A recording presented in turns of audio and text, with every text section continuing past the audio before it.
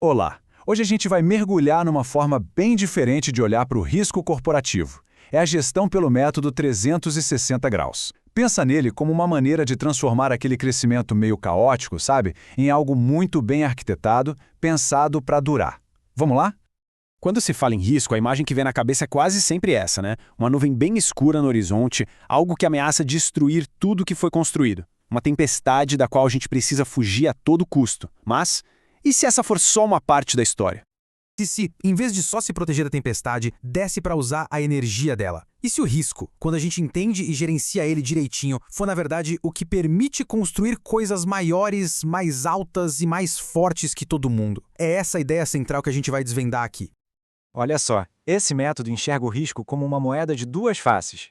De um lado está a ameaça. São aqueles perigos que a gente precisa evitar, mitigar. Do outro, a oportunidade. São os riscos que, se a gente tomar de forma inteligente, criam uma vantagem competitiva enorme.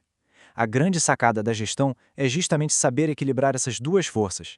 Mas tá, como é que se mede isso na prática? É aqui que a coisa começa a ficar concreta. A gente precisa de um blueprint, uma planta baixa para quantificar o risco. E essa planta, a espinha dorsal de todo esse método, é a modelagem financeira integrada, ou MFI. E a melhor forma de entender o que é a MFI é com essa analogia. Ela é o simulador de voo da empresa. Pensa bem, um piloto não decola no meio de uma tempestade sem antes treinar horas e horas num simulador.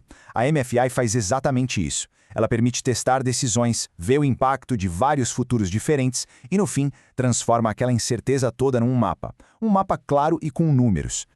E como funciona esse simulador? É até bem direto. Primeiro, a gente desenha o pior cenário possível. Depois, o melhor. E aí, o passo-chave. A gente mede a distância entre esses dois pontos. O objetivo aqui não é tentar adivinhar o futuro, mas sim se preparar para um leque de possibilidades.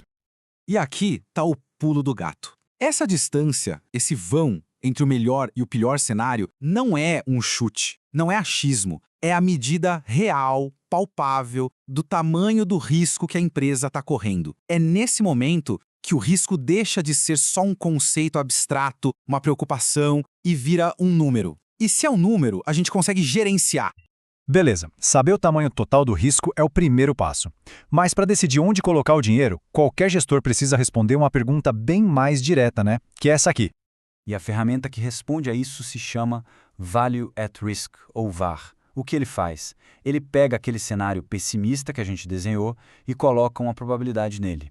Em vez de só perguntar o que pode dar errado, o VAR responde: olha, com 95% de certeza, a perda máxima que teremos é esta aqui.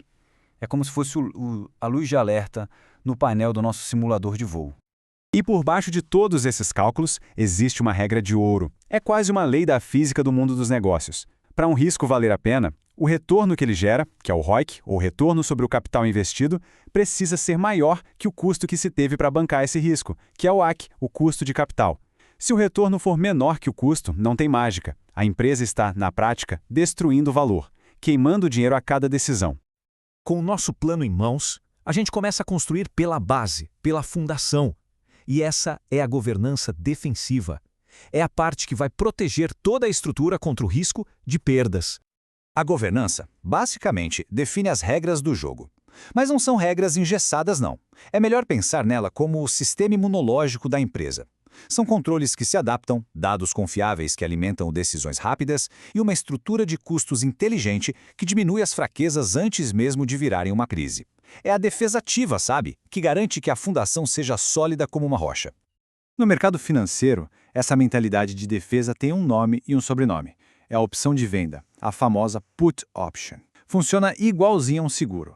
Você paga um valor pequeno, um prêmio, para ter o direito de vender um ativo por um preço já combinado, se protegendo de uma queda muito forte. É a mais pura forma de defesa.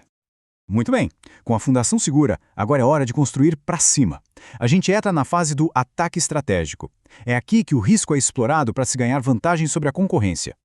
E da mesma forma que a defesa tem a sua ferramenta financeira, o ataque também tem. É a opção de compra, a call option. Pensa nela como um bilhete que dá o direito de participar de uma grande alta. E o mais interessante é que o valor de uma call aumenta justamente com a incerteza, com a volatilidade. Ou seja, a estratégia de ataque se alimenta da oportunidade que o risco cria. E aqui a gente vê o ataque estratégico no seu nível mais sofisticado, a autodisrupção. É ter a coragem de criar o produto que vai tornar o seu próprio negócio obsoleto, antes que outra pessoa faça isso. É um risco gigantesco, mas totalmente calculado, que não só garante a sobrevivência, como pode redesenhar o mercado inteiro a seu favor. É na hora da crise que uma boa estratégia de ataque realmente brilha. Empresas bem preparadas usam a turbulência a seu favor. Como? Tendo dinheiro em caixa quando ninguém mais tem, usando a experiência de outras crises para não se apavorar e, talvez o mais importante, reagindo muito rápido às mudanças. A crise para elas vira uma baita oportunidade de avançar no tabuleiro. E agora a gente junta todas as peças para construir o nosso arranha-céu do risco. A questão não é escolher entre atacar ou defender, é integrar os dois, numa sinergia perfeita, e sempre com aquele nosso blueprint financeiro como guia. E essa analogia aqui amarra tudo de um jeito perfeito. A governança, que é a defesa, são as normas de engenharia, os códigos que garantem a segurança do prédio. A estratégia, o ataque, é a ambição, a ousadia de querer ir mais alto. Mas nenhuma das duas adianta nada sem a MFI, sem a engenharia por trás, que valida se aquele projeto todo, de fato, aguenta a tempestade. E a gente termina com essa pergunta que fica para reflexão. Quando se olha para um negócio, o crescimento que a gente vê é resultado de uma estrutura bem planejada que equilibra a defesa e ataque com um plano financeiro rigoroso? Ou será que é uma construção baseada só na esperança de que a tempestade nunca chegue? A resposta para essa pergunta, no fim das contas, é o que separa um sucesso passageiro de um legado que realmente dura.